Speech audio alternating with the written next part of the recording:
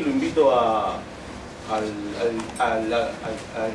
ideólogo de esta reunión, a Horacio Fernández, el coordinador de nuestro Consejo Empresario, a entregarle el premio a la senadora María Eugenia Estensoro.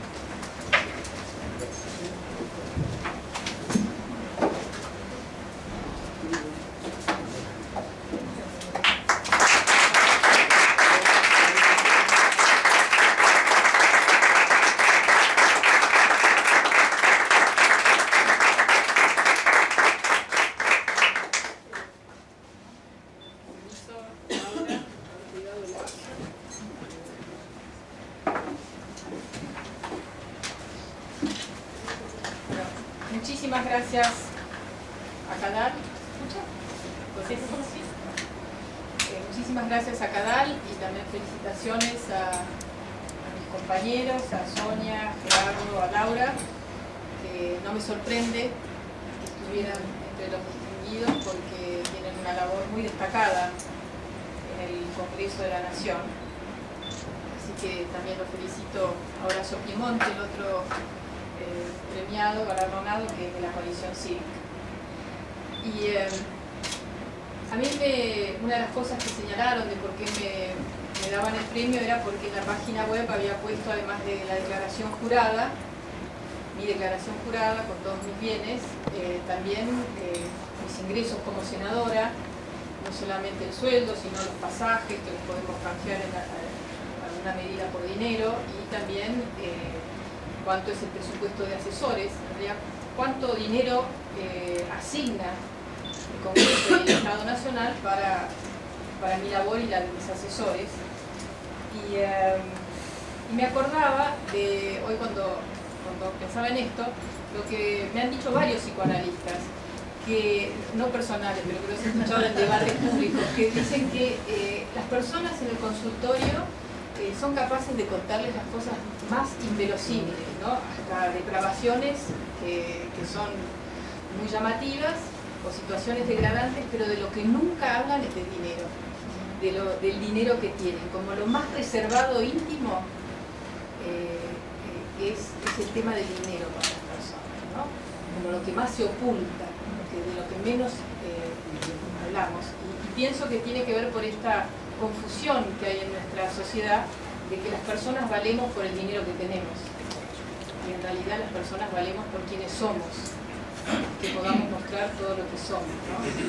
Pero se ve que tenemos pensando que nuestra valía está en el dinero y por eso escondemos, y hay sociedades que son más abiertas en este sentido. A veces los americanos nos llaman la atención porque te saludan y te dicen, ay, vos de dónde trabajas, cuánto ganas, te preguntan enseguida, y a uno le sorprende porque no estamos acostumbrados. Bueno, a mí me gusta que se sepa cuánto gana un senador, que eso es lo que sale en la página web, y nosotros de salario y gastos de representación tenemos un salario bruto de 22.000 pesos, un poquito más, y netos son 13.000 pesos.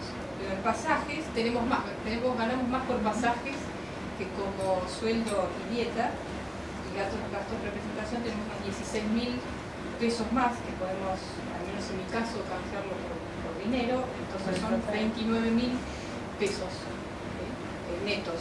Eso es lo que hoy gana un senador. Puede que haya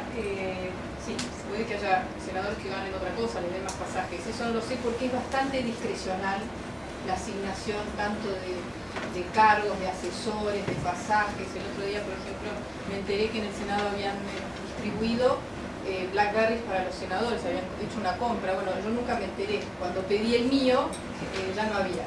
Entonces, no hay muchísima transparencia en cómo se administran los dineros del Senado. Pero un senador gana 29.000 pesos neto, pasajes incluidos, y los asesores, para asesores tenemos un presupuesto, un cupo oficial de 75.000 pesos neto. Y es un poco más porque después por antigüedad, por título, hay adicionales, entonces yo estimo que serán unos 100.000 pesos por mes. Esto estamos hablando por mes. Creo que es importante que la ciudadanía sepa esto, ¿no? Porque también puede haber fantasías de que es muchísimo más, ¿no? Por otro lado, mi patrimonio se ha mantenido estable desde el año 2003, en que accedí a una banca en la legislatura de la Ciudad de Buenos Aires, ronda 1 millón de pesos. Claro que 1 millón de pesos del año 2003 no es lo mismo que 1 millón de pesos de mi declaración jurada del año 2010. Yo creo que es muy difícil que se duplique, triplique, quintuplique el patrimonio de un funcionario público. La verdad, en 1 año o en 2 o en 3 me parece, porque realmente la función pública requiere muchísimo trabajo. Uno está 10, 12 horas diarias con sus asesores, entonces realmente, además tener otra actividad tan rentable, a mí me parece muy dudosa, y esas cosas hay que investigarlas mucho, y es el sentido de que presentemos nuestras declaraciones juradas no para poner cualquier cosa que después la justicia no investigue, sino justamente para que la justicia tome nota de esto y extreme, porque es muy difícil enriquecerse trabajando en la función pública en el Estado. Aunque mucha gente en la Argentina lamentablemente cree que lo bueno de estar en la política y en el Estado es que uno se puede enriquecer rápidamente, ¿no? Pero creo que han cambiado muchas cosas en nuestro país, y aunque falta mucho, hemos recorrido un largo camino. Yo en los años 80, con el principio de la democracia, era periodista. Y me acuerdo que me tocó ir al Senado de la Nación a hacer una nota al senador Sadi. No sé si era el presidente del bloque justicialista, pero bueno, me acuerdo que entré a un despacho, primero tenía una sala previa donde había unos asesores que parecían guardaespaldas muy intimidantes, que me tuvieron esperando varias horas y nunca me recibió el senador, a pesar de que teníamos una cita ya pautada. Yo trabajaba para la revista Time en ese momento, y era como que los senadores eran intocables, inaccesibles, ¿no? Y menos iban a decir cuánta plata tenían o cuánto ganaban. Y después, cuando pocos años después surgió Poder Ciudadano, yo colaboraba con Poder Ciudadano, y me acuerdo que hicimos una campaña que decía llame a su diputado. No me acuerdo qué había pasado, y decía, bueno, llame a su diputado para decirle lo que piensa, lo que quiere.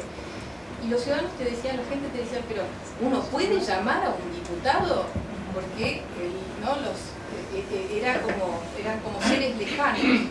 Eso ha cambiado enormemente para bien. Hoy, lamentablemente, hasta ya uno va por la calle y te pueden decir cosas, o se piensa que uno tiene que estar 24 horas al día pendiente de los ciudadanos, pero ya no hay esa distancia para nadie. Eso es muy bueno, ¿no? Eso es muy bueno, que no haya esa deferencia o esa distancia, o que se entienda la función pública como un privilegio. A mí me parece que los temas de transparencia son muy importantes, y por eso, tanto cuando estaba en el periodismo como en la tarea social y en la función pública, le pongo mucho énfasis a esto, porque la contracara de la transparencia es la corrupción. Y la corrupción es lo que ha hecho que la Argentina, un país de enormes recursos, tenga una pobreza cada vez más lacerante, más inexplicable y más indigna.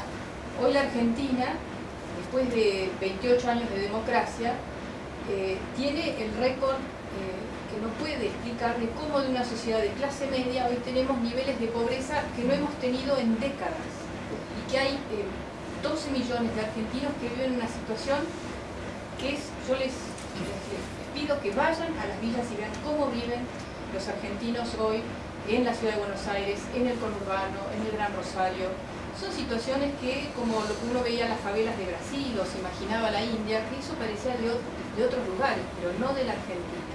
Bueno, eso es el resultado de la corrupción. El dinero que no llega a los ciudadanos y que termina en los bolsillos de funcionarios, de contratistas del Estado, de jueces, de periodistas, porque la corrupción no está solamente en el Estado, en los políticos, ¿sí? Se tiene que medir por la pobreza creciente que hay en la Argentina. Entonces, los funcionarios que realmente creemos en la justicia social, en que estamos en estos cargos para hacer de la Argentina una sociedad más justa, más digna, más igualitaria, la transparencia es fundamental, porque no hay dinero que alcance. Esta década, los últimos 10 años son un ejemplo. Un país que crece al 9-10% y cada vez las villas son más grandes. Entonces ahora nos dicen que lo que pasa es que hay tanta prosperidad que por eso las villas crecen. cuando hemos visto que Brasil aprovechó los años de prosperidad para que las favelas empiecen a aparecer barrios de trabajadores dignos, empezando ese cambio. Y Chile terminó con las villas miserias, son barrios populares, humildes, pero con todos los servicios culturales, educativos, sociales, de infraestructura, de un barrio popular, de un barrio obrero. Entonces, la transparencia no es solamente el valor, no es solamente por ser transparentes y buenos, sino porque la contracara de la transparencia es la corrupción y la pobreza y la indignidad. Y finalmente quiero agradecer este premio a Cadal, pero también a mis padres, que me educaron a mí y a mis hermanos diciendo que uno tenía que esforzarse en la vida, que era a través del estudio donde uno podía progresar, del esfuerzo y del trabajo. Y que si uno tenía la suerte de llegar a lugares y tener cargos, o tener dinero o poder, que ese poder no era un privilegio, no era para tener impunidad, que el que más tiene siempre tiene que dar más. Ese es el ejemplo que yo vi en mi familia, ese es el compromiso. El que más tiene un compromiso con la sociedad. Y no es el privilegio que le permite hacer las cosas que los demás no pueden hacer, ¿no? En la década pasada, Jabrán, cuando la única entrevista que dio y le preguntaron ¿qué es el poder para usted? Uno de los hombres que en ese momento más poderosos de la Argentina dijo, es impunidad. Lamentablemente hay muchos políticos y muchos gobernantes, no los que están acá y no muchísimos de nuestros compañeros en el Congreso de la Nación, pero muchos funcionarios con enorme poder que siguen creyendo que el poder es impunidad. Ese es uno de los problemas de la Argentina, creer que el poder es impunidad. Y finalmente quiero también hacerle un reconocimiento a mi marido que está acá en la sala, que cuando estaba al frente del correo, él se encontró con toda la estructura de Jabrán metida dentro del correo, y que era imposible que esa empresa del Estado funcionara, y con su equipo de colaboradores lograron sacar a Jabrán de adentro. Claro, corrieron riesgo para su vida, y después tuvo 34 causas judiciales por ser transparente, que les tomó a él y a sus colaboradores 14 años. Recién hace 2 años pudieron llegar a un sobreseimiento. Ese es el costo de la transparencia y de la verdad en nuestro país. Y esa situación sigue al día de hoy, ¿no? El fiscal Garrido es un ejemplo, que tuvo que renunciar a su cargo cuando empezó a investigar el patrimonio de Néstor y Cristina Kirchner. Terminó trabajando en organismos internacionales en el exterior, ahora por suerte ha vuelto, pero no es fácil investigar la corrupción y ser transparente y estar comprometido con la verdad. Así que el trabajo de Cadal y el de todos los legisladores y funcionarios que honramos los cargos es muy importante para que la ejemplaridad tenga valor en nuestro país. Muchísimas gracias.